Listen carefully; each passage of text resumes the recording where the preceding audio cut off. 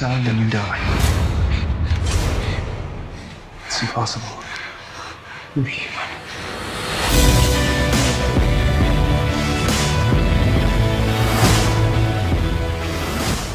The movie opens by basically explaining that the world's kind of been saved from us, which is kind of the interesting thing in its opening. So I'm wondering if there's an argument to be made here that the aliens are really the good guys and that they're saving the world from us.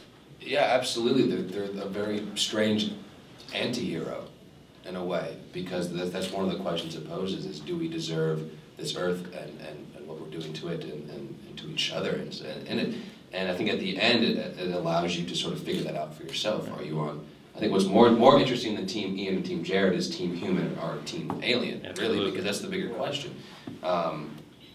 And I think it's a kind of a spectacle we haven't seen before, because we are so used to the ships coming in, blowing up the White House, and Will Smith saving the day.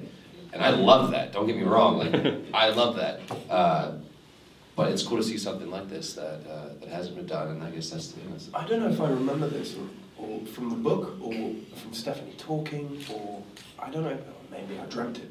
But I think that the souls, eventually, after one generation, when children are born, they give the child the choice whether or not to be inhabited, which is something that she might put more into the second book, which is quite an interesting idea, that they come here, they fix us up a bit, and then they kind of put us on the right path. I don't know. Yeah.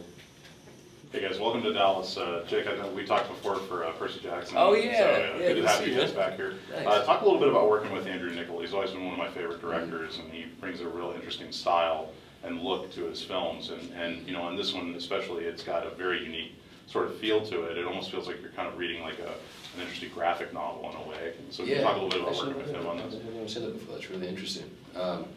I mean, Gattaca being his premier science fiction film. For me personally, it may piss a lot of people off, but I think it's his closest return to Gattaca. Yeah. Sort of in style and form and story-wise. He's one of the most meticulous directors I've ever worked for. Peter Jackson being the second. I mean, Andrew would come in and move a piece of gauze because it was not in the right place in the background. Quite literally. Literally, that happened. But his office in pre-production was papered 360 degrees. The entire movie was stuck to the wall. All the locations, all the characters, every scene. So you could walk into his office, start here, walk around, and you watch the movie. And I think what's important to know is that every single detail you see, cars, weapons, costumes, extras, he cast every single extra. He is responsible for all of it, which is so often not the case. You know, people are signed to do that kind of thing, but he did it. You know, he got 4 hours sleep. So he gave himself hives because he worked so hard. He literally had hives on his face.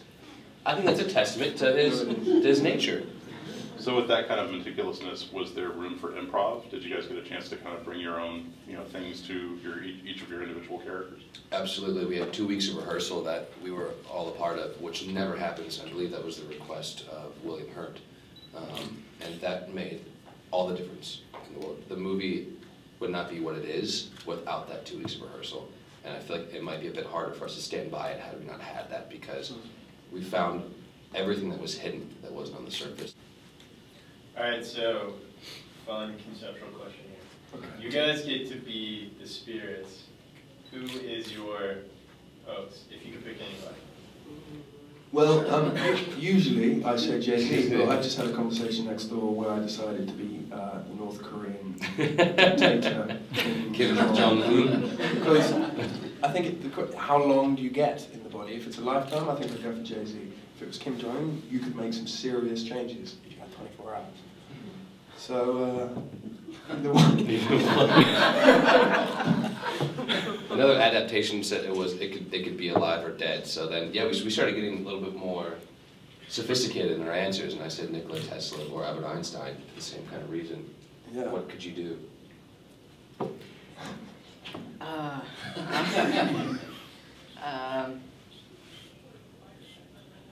I don't know if I would really change anything if I were this person, but John Lennon. imagine that.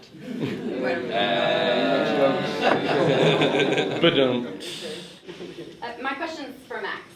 Was it difficult playing opposite of Saoirse when she was switching between the roles of Melanie and Wanda?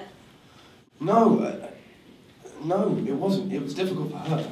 You know, she had the tough work. She had to inhabit independently two quite clearly defined characters, which I know for Stephanie and for Andrew and for the producers, that was the struggle to find an actress capable of doing that.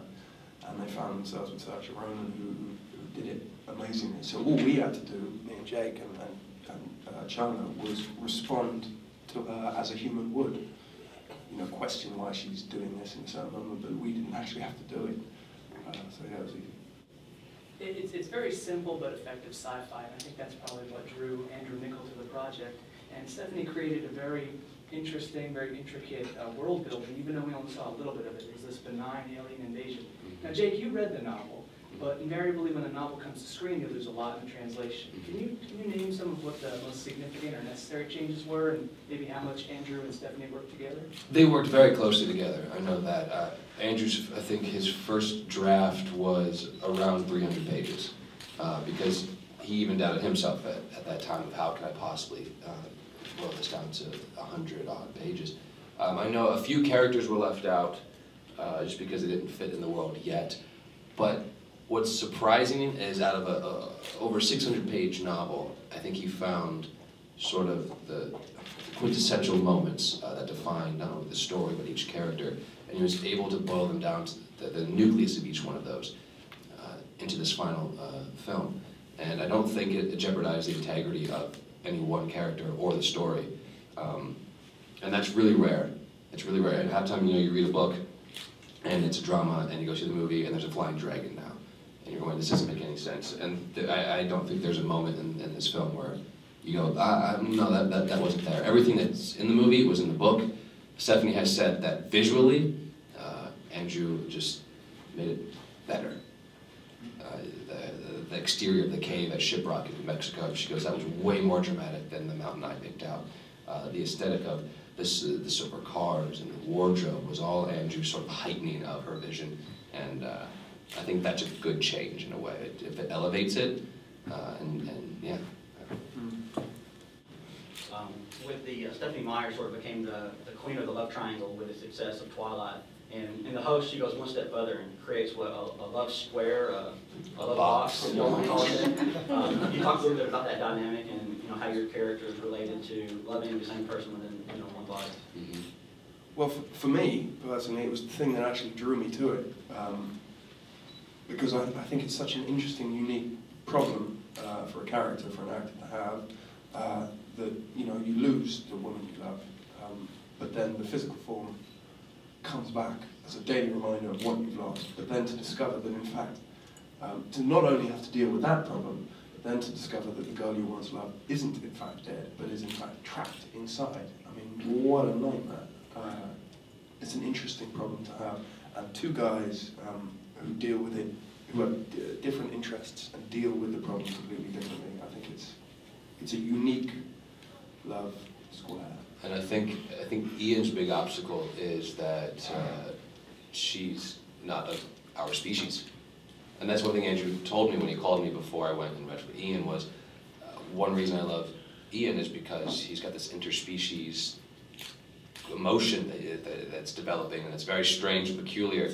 And so I think that's interesting too, but lost that one. Chandler, you have any comments about that, having to play with Saoirse being in two different characters? I don't know. I mean, Jamie, my character, he sees both of them as two separate people.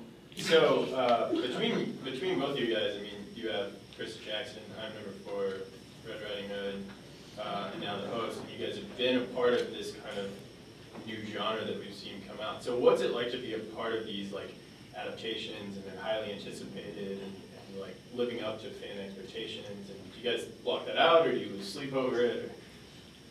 No sleep loss over it, because once your performance is on celluloid or digital celluloid, your job's done. There's nothing we can do about it. All of that sort of effort went in on the day of filming. it's strange because these films, they can allow you certain things because they are put on such a grand scale. If they're successful on a grand scale. If they're failures on a grand scale. So, you know, with big risk can come big reward. But I think what interests me most in this sort of new world of YA films is that people like Chris Columbus, William Hurt, Gary Oldman, these fantastic, talented people are doing these films. So they're slowly becoming more elevated, I think, each year because of the willingness. I think Kate Winslet's about to do one. I mean, it's strange to see them in it, but I mean, it makes, and that's why I've done the ones I've done personally. It's because of filmmakers and the actors involved. No. I was just going to say, I think we need to wrap it up, but I just wanted to know, did you sneak on those contacts just for fun at all? Hell no. I've been contact. Yeah, they're tunnel vision. You can't see peripherally. They get dried out. Did you put them on? Nope. Okay, well, thank you guys so much for coming. March 29th, the host opens. Have fun at the book sign. I mean, you've got a lot more to do. Yeah. So keep up the spirits. Thank you very much. I'll see you now.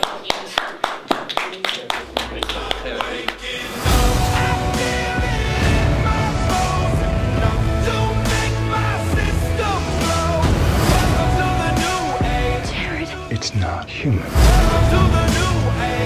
Till we stop acting human. I miss everything about her, and I would do anything to get her back. I gotta know, is Melanie in there?